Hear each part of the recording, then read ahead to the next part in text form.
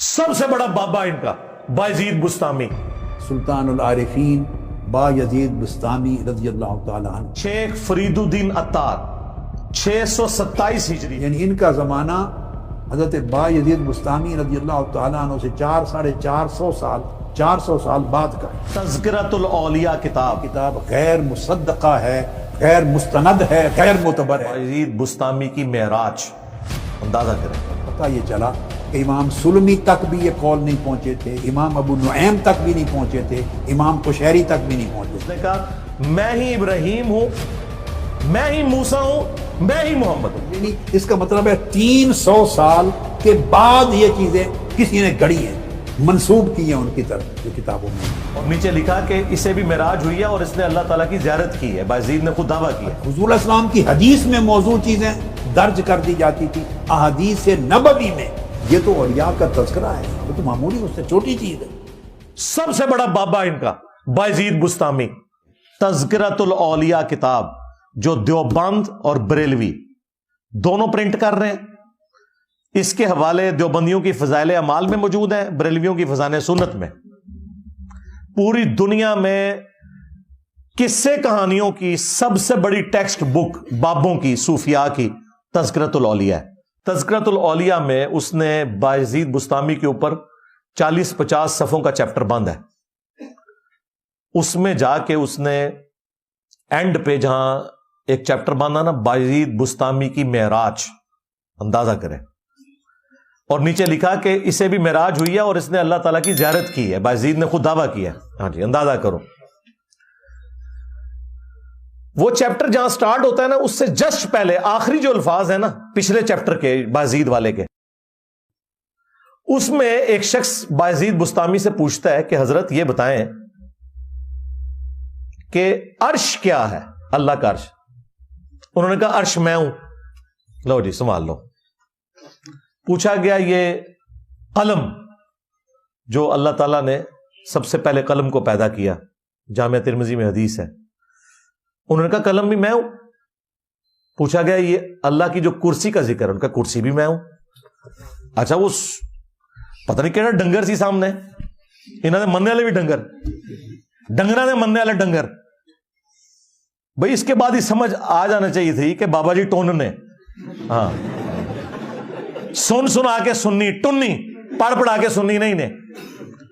وہ کہتے ہیں حضرت یہ جو آپ اتنے بڑے بڑے دعوے کر رہے ہیں، تو آپ سے پہلے تو حضرت ابراہیم علیہ السلام، حضرت موسیٰ علیہ السلام اور محمد رسول اللہ صلی اللہ علیہ وآلہ وسلم، اتنی بڑی بڑی ہستیاں ہو گزری ہیں، تو یہ آپ کس قسم کے دعوے کر رہے ہیں؟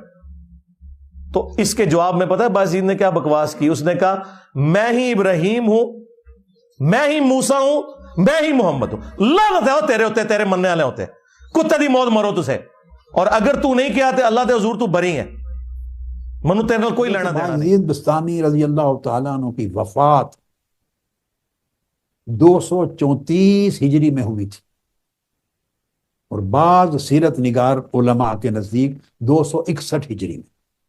کیونکہ ان کا ذکر آج میں نے چوز کیا اور میں ان کے مبارک اقوال کچھ بتانے والا ہوں۔ ایک چیز میرے ذہن میں آ گئی، ان کے حوالے سے کچھ غلط فہمیاں لوگوں میں چلتی ہیں، میں نے چاہا کہ اس کو کلیئر کر دوں ان کے فرمودات کا تذکرہ کرنے سے پہلے۔ یہ 234 میں وفات پاتے ہیں حضرت سلطان العارفین بایزید بستامی رضی اللہ تعالیٰ، اجل عارفین اور عاشقین کے امام، جنہوں نے لاکھوں کو ایمان کی دولت سے بہرایاب کیا اور ہزارہ ولی پیدا کیے، ہزارہ لوگوں کو اللہ کا قرب دیا، اللہ کی معرفت دی، انہیں تقویٰ کے زیور سے نوازا، ان کے اعمال و احوال درست کیے، بڑا اونچا مرتبہ پایا۔ ان سے ایک تو احادیث بھی مرفوع روایت کے ساتھ آقا علیہ السلام تک ان کی اپنی سند کے ساتھ ثابت ہے، جن کو ائمہ محدثین میں سے بعض نے ذکر کی،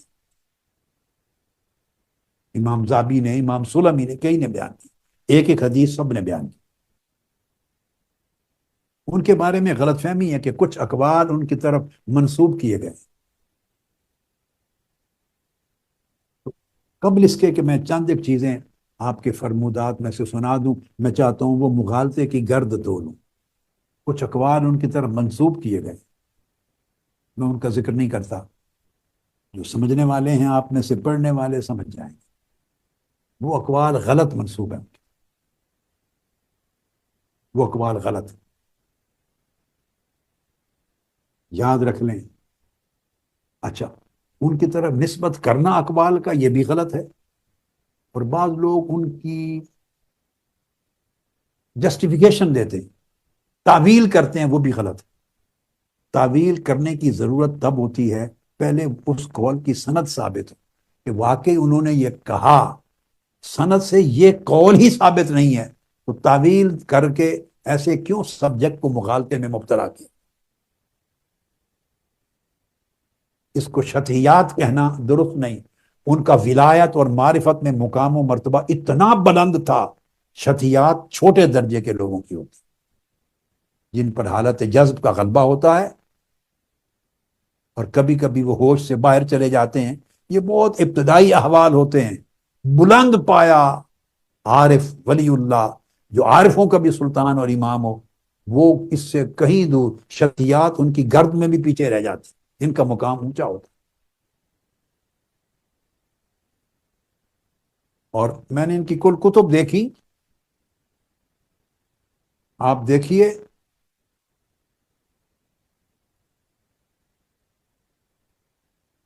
یعنی ان کی وفات جیسا کہ میں نے عرض کیا 234 کے زمانے میں ہوئی،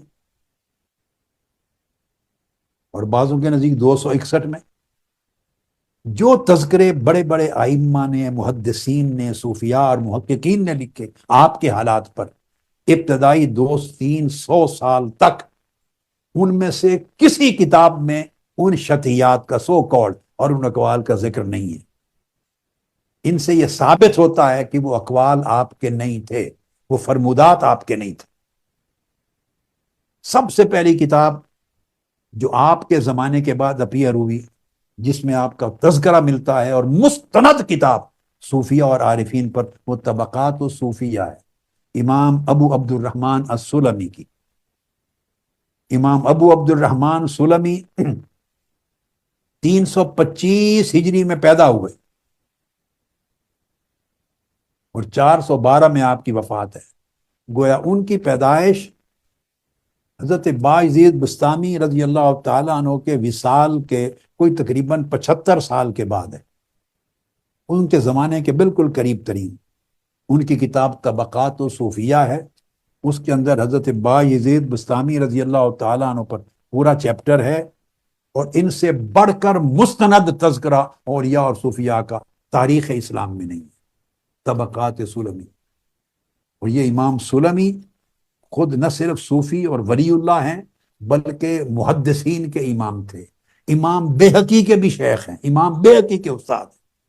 اور امام بہقی نے السنن الکبریٰ میں، جو حدیث کی سب سے بڑی کتاب ہے، ہر تیسری چوتھی حدیث آپ سے روایت کی ہے امام سلمی۔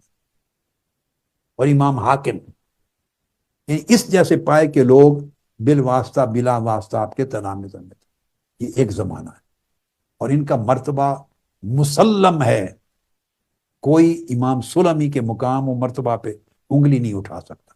محدث ہیں، صوفی ہیں، محقق ہیں۔ انہوں نے پورا چیپٹر بنایا ہے امام ابو یزید بستامی پر۔ آپ کی 100 قول جو شتیات کہہ کے ہم سمجھتے ہیں، اس کے کسی قول کا ذکر نہیں کیا۔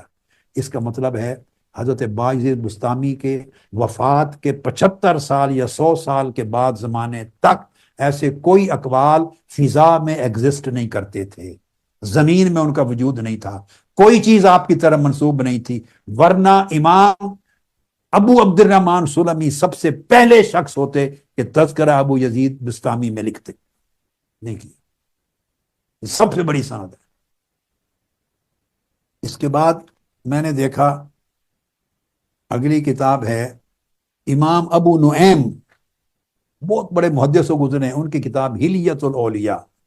امام ابو نعیم کی ولادت 336 ہجری میں ہوئی، یعنی امام سلمی کے 11 سال بعد پیدا ہوئے۔ تو گویا ان کا زمانہ بھی حضرت بایزید بستامی رضی اللہ تعالیٰ عنہ کے وفات کے بعد شروع ہو جاتا، 80-90 سال بعد۔ یعنی ایک صدی کے اندر اندر ہوئے اور بہت بڑے عظیم محدث ہیں. تو عظیم الشان کتاب ہے حلیۃ الاولیاء، ان کا چیپٹر ہے.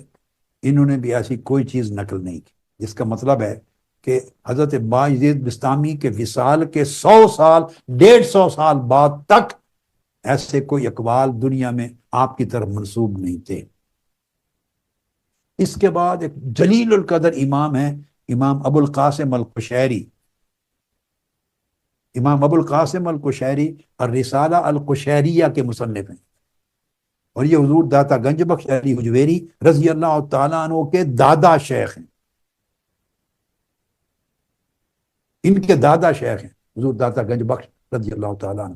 امام قشیری بھی مسلم امام، محدث، فقیہ، مفسر اور صوفی اور عارف اور متکلم، یعنی یہ وہ ہستیاں ہیں جن پر کوئی انگلی نہیں اٹھاتا.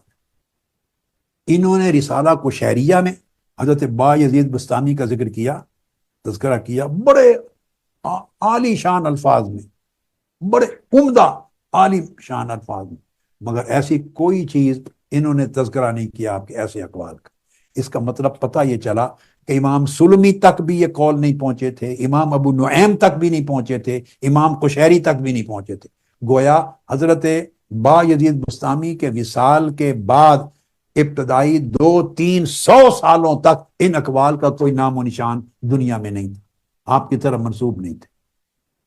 اور اگر بعد میں کسی نے ذکر کیا، علامہ ذہبی نے پہلی مرتبہ ذکر کیا اور یہ کہا کہ ثابت نہیں ہے یہ اقوال آپ کی طرف، یہ کہا اپنی کتاب کے اندر. اور وہ ہوئے ہیں امام حضرت بایزید بستامی سے 450 سال کے بعد آئے ہیں علامہ ذہبی. اس سے ثابت یہ ہوا کہ گویا 400 سال بعد تک حضرت بایزید بستامی کی وفات سے بعد میں 400 سال تک ایسے اقوال آپ کی طرف منسوب نہیں تھے. تو 400 سال گزر جائیں اور اس کے 450 سال اور 500 سال بعد کوئی تذکرہ نویس ایسے قول کا ذکر کر دے تو اس کا مطلب ہے یہ باطل ہے. اس میں کسی قرید کی اور مزید تحقیق کی ضرورت نہیں، اور اس پر تبصرہ کی بھی ضرورت نہیں، اور نہ اس کی تعویل کر کے اس کے دفاع کی ضرورت.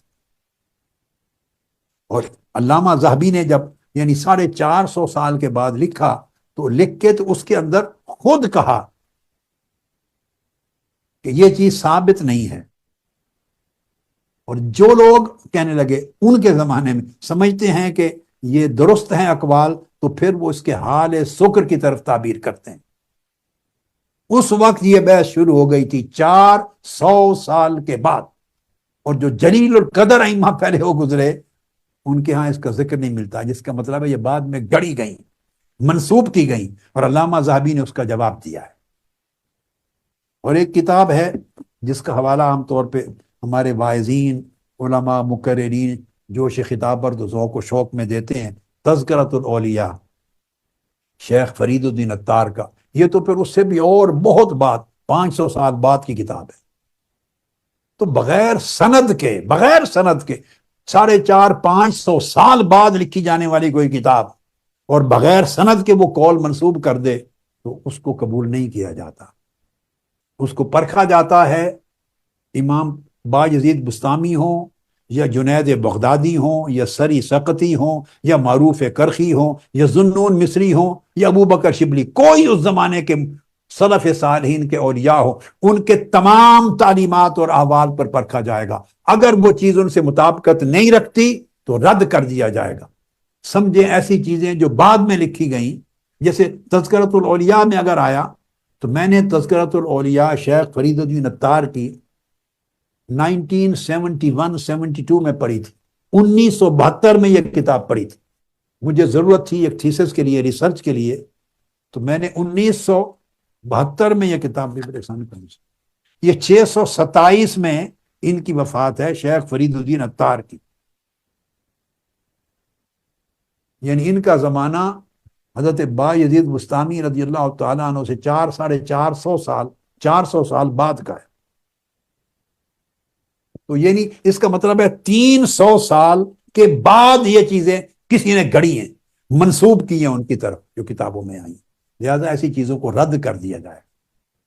تو میں نے تذکرۃ الاولیاء 1971-72 میں پڑھی، تو اس کا امام حسن بصری کا ایک باب پڑھا، وہ پہلا باب پڑھ کے یہ کتاب میں نے رکھ دی تھی کہ یہ کتاب غیر مصدقہ ہے، غیر مستند ہے، غیر معتبر ہے، یہ شیخ فرید الدین عطار کی نہیں، غلط طور پہ منسوب کی گئی ہے۔ میں نے 1971-72 میں پڑھ کے میں نے اپنے والد گرامی حضور فرید ملت سے کہا یہ کیا لکھا ہوا ہے اس کتاب میں؟ انہیں فرمایا، پوچھا کیا لکھا ہے بیٹے؟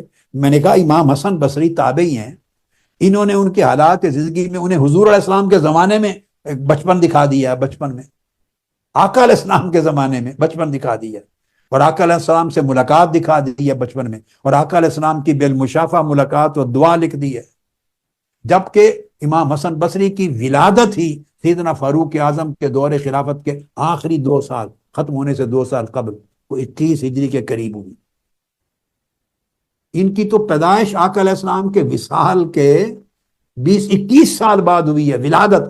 انہوں نے حضور علیہ السلام کی حیات طیبہ میں ان کا بچپن دکھا دیا۔